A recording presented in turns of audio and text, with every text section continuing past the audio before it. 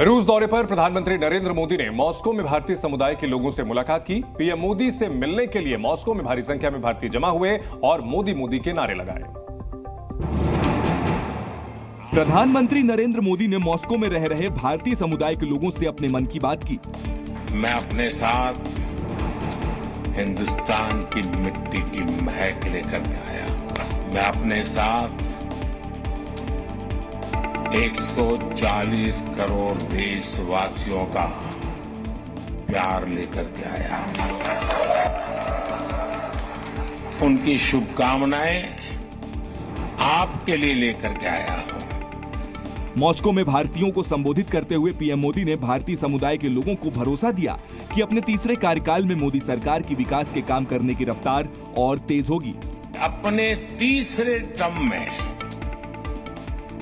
मैं 3 गुनी ताकत से काम करूंगा। वहीं प्रधानमंत्री मोदी से मिलकर मॉस्को में भारतीय समुदाय के लोग भी उत्साहित नजर आए। हम बहुत खुश हैं कि हमने मोदी जी को पहली बार लाइव देखा, अपने सामने रूबरू देखा। लाइफ टाइम अचीवमेंट है, कभी नहीं भूल सकते। तो प्रधानमंत्री नरेंद्र मोदी 2 दिन के रूस के दौरे के बाद ऑस्ट्रिया पहुंच गए हैं। लेकिन इससे पहले मॉस्को में शिखर सम्मेलन के दौरान पीएम मोदी और रूसी राष्ट्रपति व्लादिमीर पुतिन के बीच द्विपक्षीय वार्ता हुई, जिसमें कई अहम मुद्दों पर चर्चा की गई। रूसी राष्ट्रपति पुतिन के साथ द्विपक्षीय वार्ता के दौरान बैठक में पीएम मोदी ने आतंकवाद का मुद्दा उठाया और आतंकवाद को हर देश के लिए खतरा बताया। पीएम मोदी ने मॉस्को पर हुए आतंकी हमलों की भी निंदा की।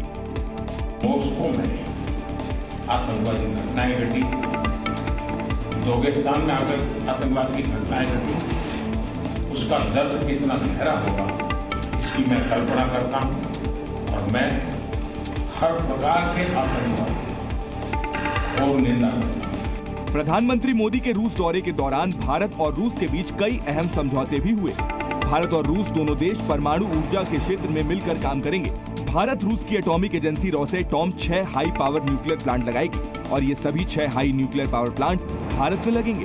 प्रधानमंत्री मोदी और रूसी राष्ट्रपति व्लादिमीर पुतिन के बीच द्विपक्षीय वार्ता के दौरान किसानों और रूस से मिल रहे तेल समेत कई मुद्दों पर भी चर्चा हुई। प्रधानमंत्री नरेंद्र मोदी के रूस दौरे के बीच रूसी सेना में शामिल भारतीयों के लिए एक राहत भरी खबर सामने आई है। यूक्रेन से वॉर में रूसी सेना में तैनात जो भारतीय सैनिक हैं अब अपने देश वापस लौट पाएंगे। रूसी सेना में तैनात भारतीय सैनिकों की स्वदेश वापसी का ये बड़ा फैसला मॉस्को में प्रधानमंत्री मोदी और रूसी राष्ट्रपति व्लादिमीर पुतिन के बीच हुई बातचीत के बाद लिया गया है। सूत्रों के मुताबिक पीएम मोदी ने पुतिन के साथ डिनर के दौरान भारतीय सैनिकों का मुद्दा उठाया था और राष्ट्रपति पुतिन ने भी पीएम मोदी की बात मान ली और रूसी सेना में शामिल भारतीयों को वापस स्वदेश भेजने का फैसला किया।